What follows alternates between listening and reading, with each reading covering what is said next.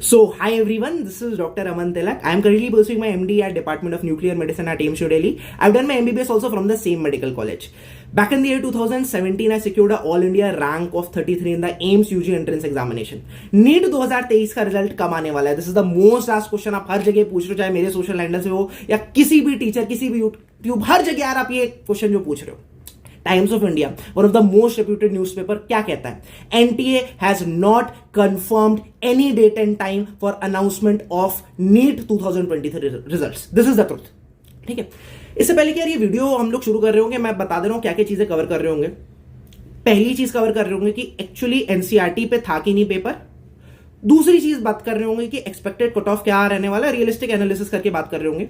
और तीसरी चीज यार, हम लोग ये डेट पे तो बात करते ही रहेंगे, बट इससे इंपॉर्टेंट क्या है तुम्हें समझना है. इस बार जून में तो आप श्योर हो ना रिजल्ट आ रहा है. इसमें there is no second thoughts. June में आपका, पूरे जून में आपका रिजल्ट आ रहा है. एंड पिछले 4 साल में 2019 के बाद आप 20 से देख लो, 2020, 21, 22 कभी नीट का पेपर ही नहीं कंडक्ट किया गया है जून तक, तो है ना. पिछले साल भी जुलाई में कंडक्ट हुआ था. ठीक है, तो रिलैक्स करो और ध्यान से मेरी बातें सुनो.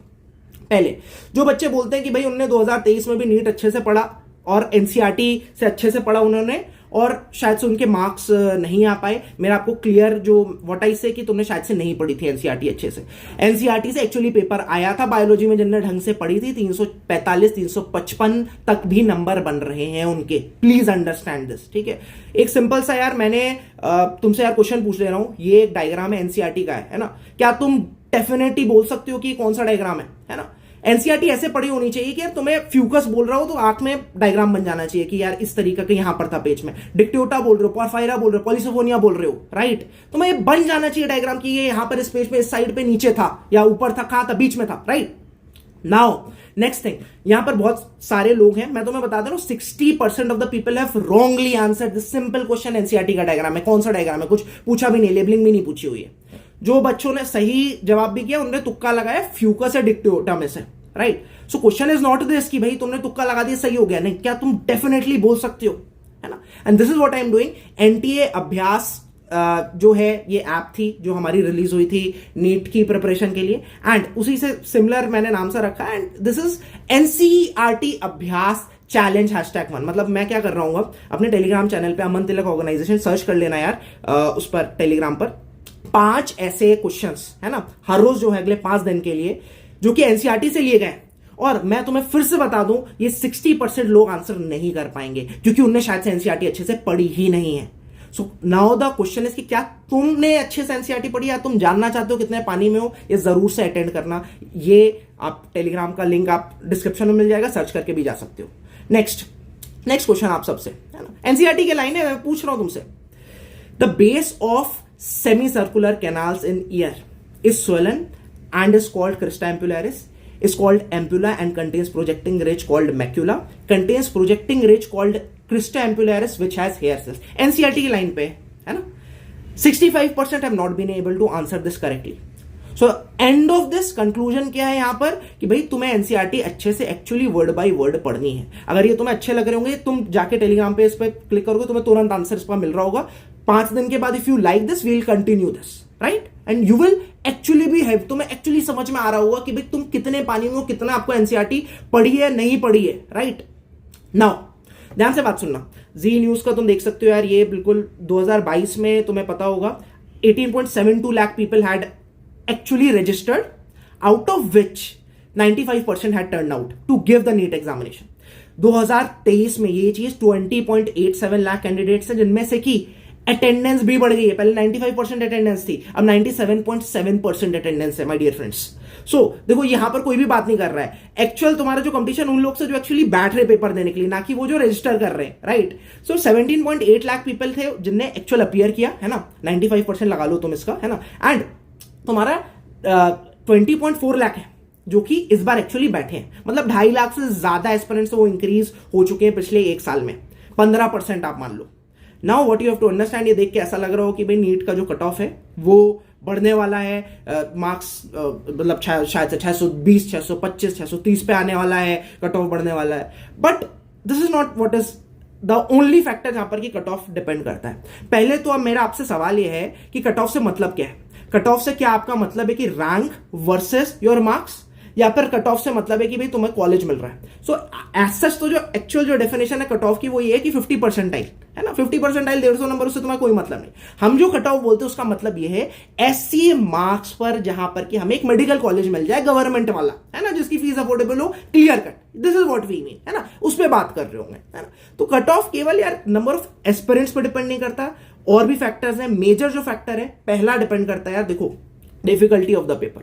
तो मानोगे ये बात, केमिस्ट्री इस बार डिफिकल्ट आई थी. जो इनऑर्गेनिक था उसमें बहुत अंदर घुस के एनसीईआरटी से क्वेश्चन पूछे थे. बहुत लोग के इस बार केमिस्ट्री में नंबर कम है, right. But on the other hand bio तुम देखोगे पिछले साल डिफिकल्ट थी. इतने सारे स्टेटमेंट्स, इतने सारे असर्शन रीजन, इतने सारी चीजें इंट्रोड्यूस हुई थी पिछले साल. उस साल के पिछले साल के कंपैरिजन में इस बार जो बायो का पेपर है वो स्लाइटली इजी है, right. But you have to understand, chemistry में केवल आपके यार 45 क्वेश्चंस आपको लगाने होते हैं, और यहां पर बायो आपका 360 नंबर का होता है. तो इवन मैं बोलूं कि बायो थोड़ा सा आसान था और केमिस्ट्री थोड़ा ज्यादा डिफिकल्ट था. ऑलमोस्ट आप मान के चलो कि यार ये इक्वलाइज कर देंगे एक दूसरे को, and the difficulty of the paper remains similar. Now next चीजों पे आप ये जानते हो कि नंबर ऑफ स्टूडेंट्स पर डिपेंड करता है ना. यहां तक आपको देख के यार ऐसा लग रहा होगा कि भाई डिफिकल्टी सिमिलर थी, स्टूडेंट्स 15% बढ़ गए, कट ऑफ बढ़ना चाहिए. नहीं, एक और सबसे इंपॉर्टेंट चीज है, that is the number of seats. That is the actual thing यार. मतलब तुम्हारी बहुत अच्छी रैंक आ जाए और तुम्हें सीट ही नहीं है तो तुम्हें क्या मतलब उससे. 10,000 से भी ज्यादा सीट्स इंक्रीज हो गई है पिछले साल से इस साल में, 11% के आसपास का इंक्रीमेंट है ना. And that is what is done. And 1 lakh के ऊपर एमबीबीएस सीट्स आज के डेट में कंट्री में. That is a very good news for all of you, है ना. नाउ प्लीज अंडरस्टैंड क्या रहने वाला है कट ऑफ नीट 2023 का. देखो, पिछले साल से थोड़ा सा 2-3 नंबर आगे बढ़ेगा, है ना. But at the end of the day आपका अगर फर्स्ट राउंड में आपके अगर 610 या 610 के ऊपर नंबर आ रहे हैं, सो आपको एक मेडिकल कॉलेज फर्स्ट राउंड में मिल जाएगा. एंड मॉप अप राउंड तक, एंड तक जो आपको एक्चुअली इससे मैटर है, 600 नंबर आपके अगर आ रहे हैं, so you will get a government medical college.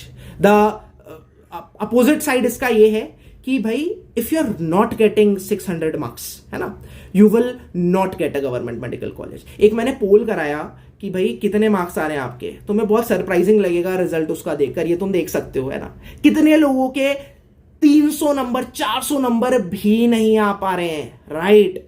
और ये सारे बच्चे जिनके 600 के कम नंबर आ रहे हैं, जनरल कैटेगरी से अगर आप बिलोंग करते हो, प्लीज स्टार्ट प्रिपेयरिंग अगेन. अगर आप 500 से कम नंबर आ रहे हैं और किसी भी कैटेगरी से आप बिलोंग करते हो, please start preparing again. NEET के 2023 के रिजल्ट से आपको क्या फर्क पड़ने वाला है, right.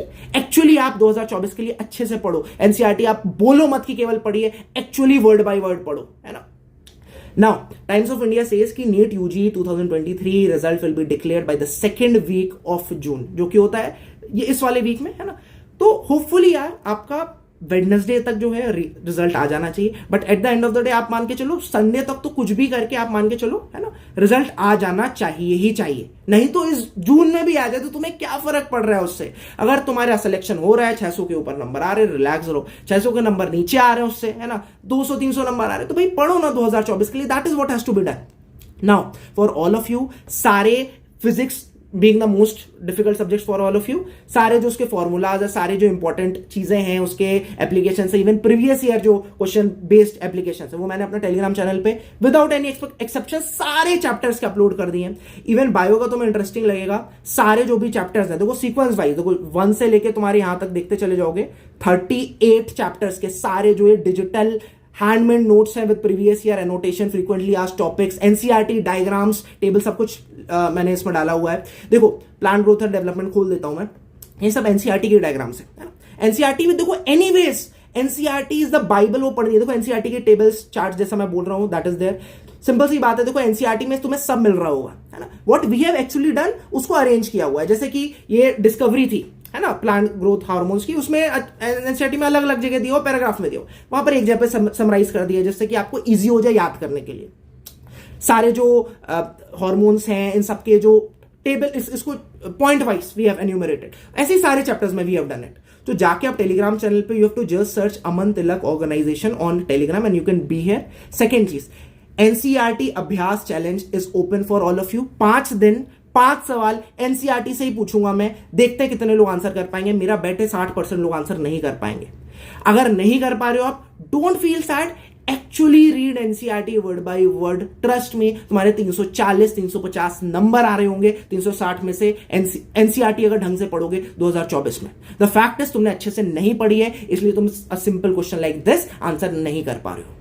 Wish you all the very best and I hope अगर तुम्हें इस साल नीट में अपना मेडिकल कॉलेज नहीं मिल रहा है तो अगले साल जरूर से मिले, लेकिन मिलेगा तभी जब तुम अच्छे से पढ़ाई करोगे, टेबल चेयर पे बैठोगे, बुक खोलोगे और एक्चुअली पढ़ोगे. केवल ये नहीं सोचोगे कि पढ़ना है, कब नीट का रिजल्ट आने वाला है. That is the actual fact, right.